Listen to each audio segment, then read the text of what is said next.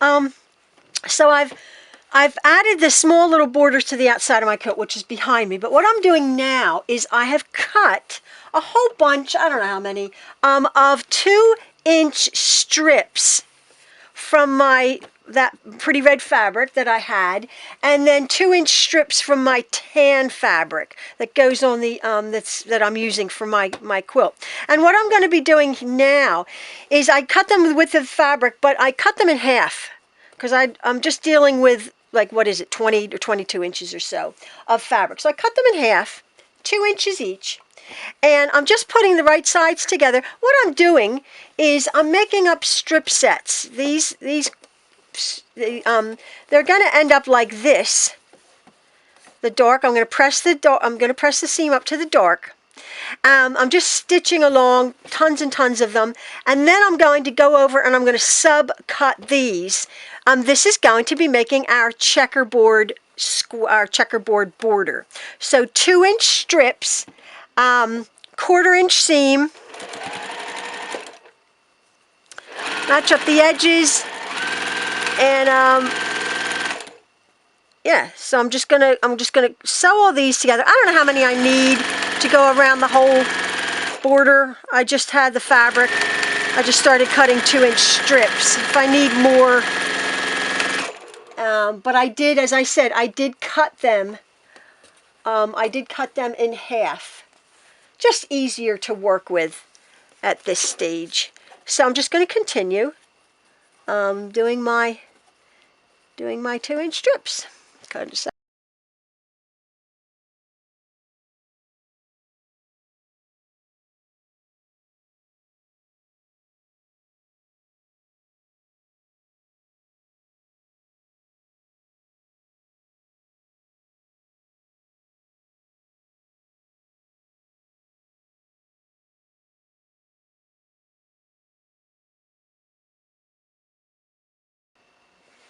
I've sewn I've sewn quite a lot of strips together. I have some more to go. I'll see how many this makes.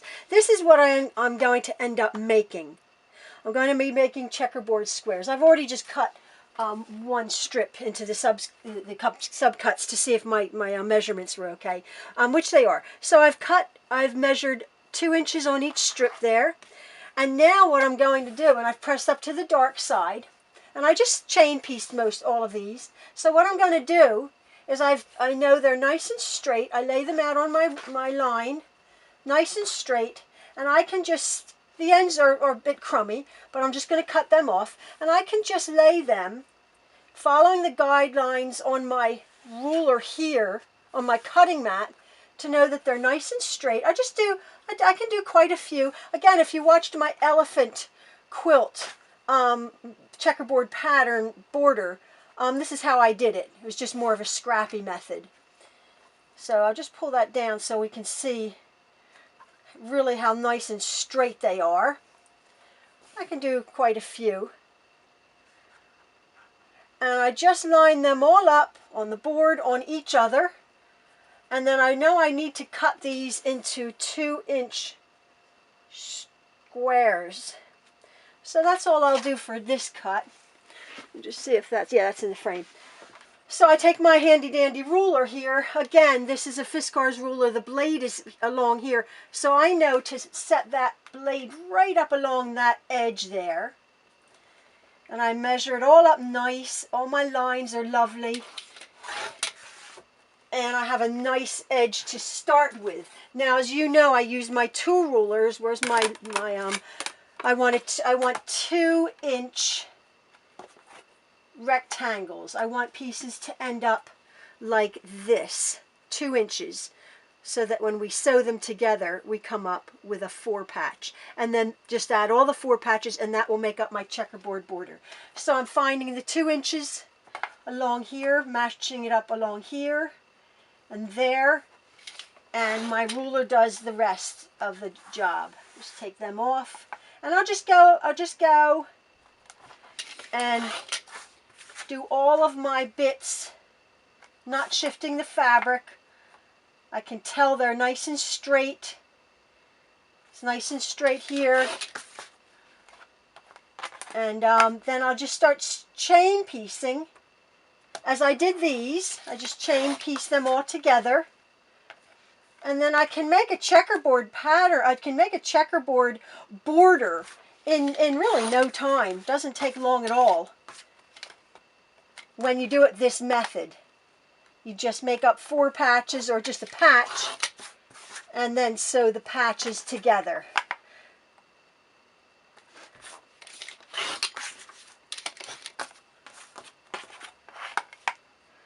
So, oops, that one shifted. Make sure it's nice and straight. And so I'll just go along. These are shifting just there you go. So I'll just keep measuring 2 inches. And I have this pile, and I will just start stitching my 4 patch, chain piecing my 4 patches together. And that's about it.